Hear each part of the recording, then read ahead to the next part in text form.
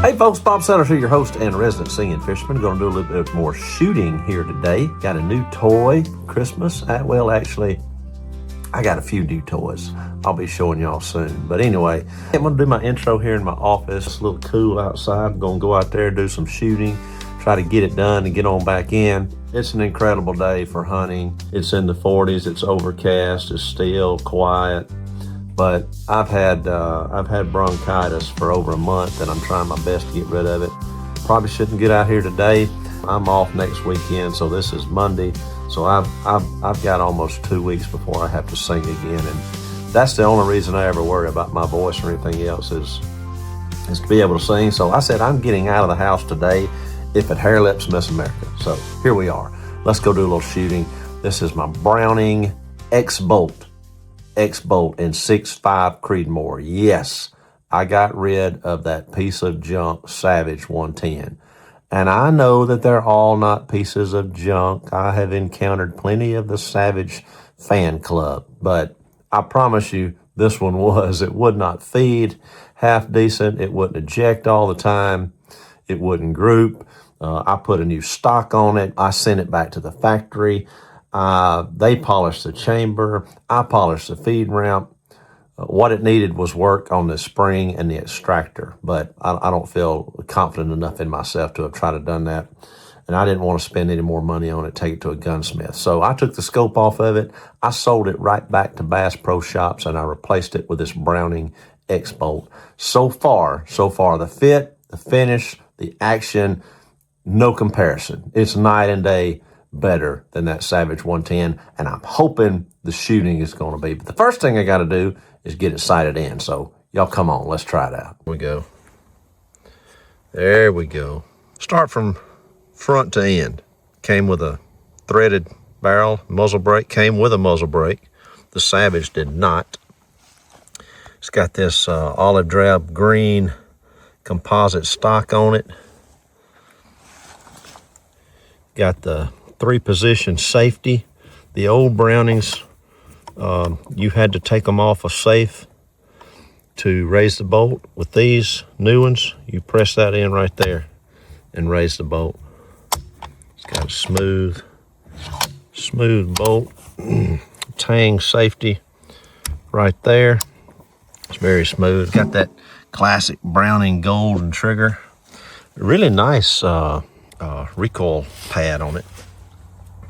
Not really needed in a 6.5. Oh, and I've got a new to me scope on here. This is a Zero Tech.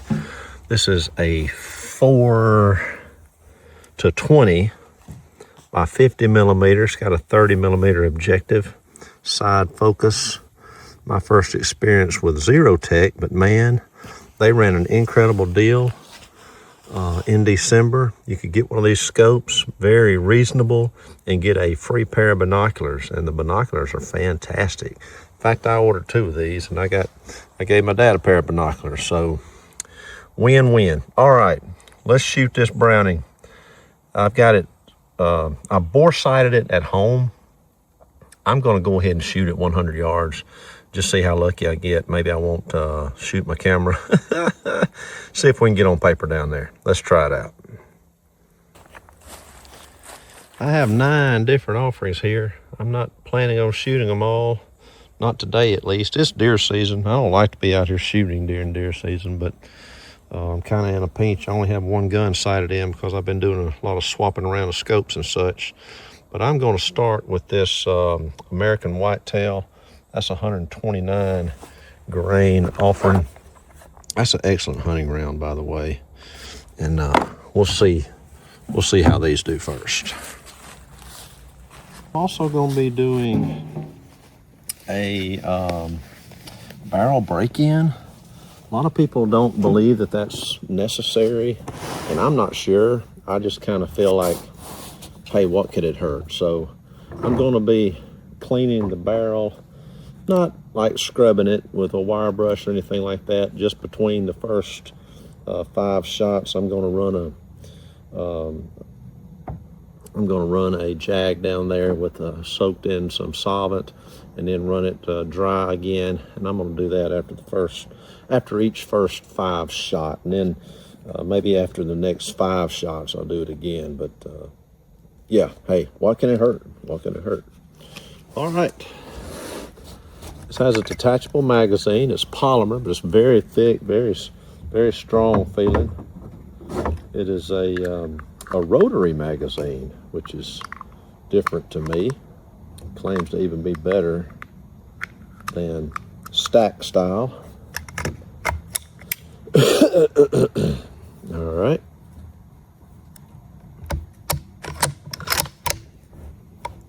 Okay. Here we go. Shot number 1. I'm going to turn us all the way up here. Get my parallax dialed in. There we are.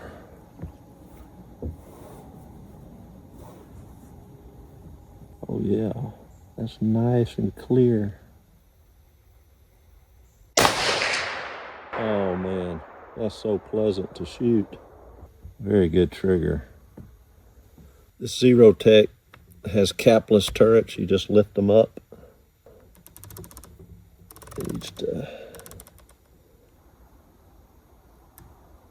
That looks like it should be on. All right, I'm gonna go ahead and clean this barrel right quick. Be right back.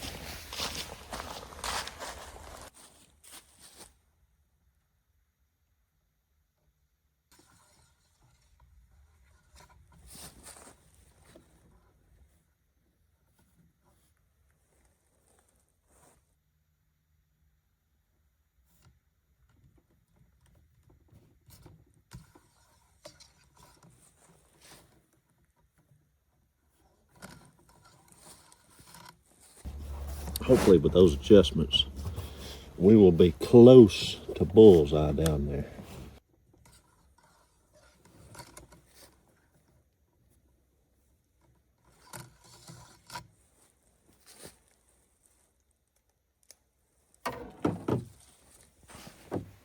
Let's try round 2 here.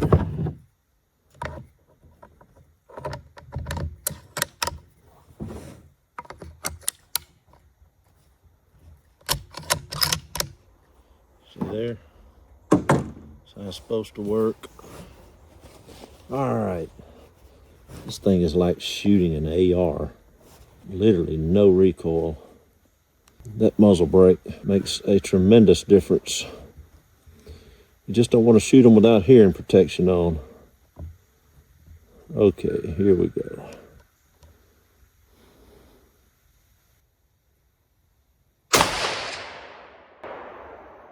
Just to the right of it. I'm gonna come back 4 clicks. We'll come back 3.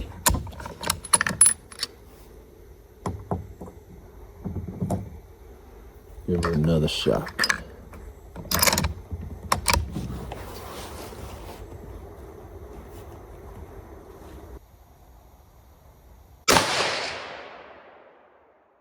That split the difference. So I'm gonna go back 1 more click and shoot 1 more round. And we're gonna be done sighting this rifle in. That's all I'm doing in this video. I'm not doing groups, anything like that. Just want to get the rifle sighted in because I'm gonna hunt with it this afternoon, Lord willing.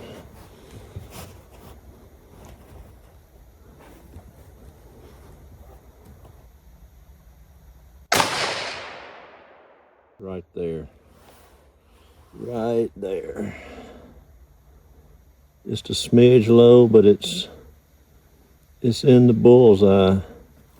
I'm not messing with it. I'm not cleaning it anymore. At least not before I go hunting. To me, when you get one shooting where you want it to hit, you leave it alone. If you're going to come back and do a lot more shooting, that sort of thing, that's different. But I'm going to leave this rifle alone. I'm going to call it good. And hey, I so far am super impressed with this Browning X Bolt. My first X Bolt. My favorite rifle for a long time was an old A-bolt in 708 that I bought after a shoulder surgery. Y'all have heard me talk about that before. But this is my first Brownie since then. I actually gifted that gun to my son for his 10th birthday, and so it's still in the family. I still love that gun. In fact, it's one of the few for years and years, whether it was a coyote, deer, bobcat, anything that I aimed at and pulled the trigger with that gun was dead right there. That's a pretty good track record. That'll really make you like a rifle. But I got a feeling I'm going to love this one right here. I'm super excited about that Zero-Tech scope as well. I'm going to lock these turrets down, and then when I get home, I can take an Allen wrench, unloosen that, and put them back on zero. All right? Awesome, awesome, awesome. Happy, happy, happy so far. And if you folks remember, I'm sure you don't, I had to think about it. That Savage 110 did not shoot those Hornady American whitetails well at all, which really disappointed me because that's become one of my favorite rounds. It's my go-to round in my 308. They're $30 or less, usually a box at most places. The interlock bullet has been around for decades and decades and has proven itself to be very efficient on the whitetail size game. So I love that ammo. It's the first thing I try in every rifle I get. So it looks like this one, although we haven't shot groups today, but you could call those 3 shots a group. I adjusted the crosshair just slightly between them all. It's still a pretty doggone good group. So after my initial adjustment, I came down 16 clicks and right 16 clicks, and I went up right there. I moved it back 3 clicks and hit right there. And so then I moved it back 1 click and hit right there. So those 2 right there are, that's the last 2 shots with 1 click between them. Either way, if I hadn't moved it and it had still gone down a little bit, it'd be about the same size group. That's probably about a 0.7 inch group right there if we were talking groups. But we're not talking groups. I just want to know that I can aim that gun at something and hit where I'm aiming, and I can do that right now, and I'm taking this gun hunting this afternoon.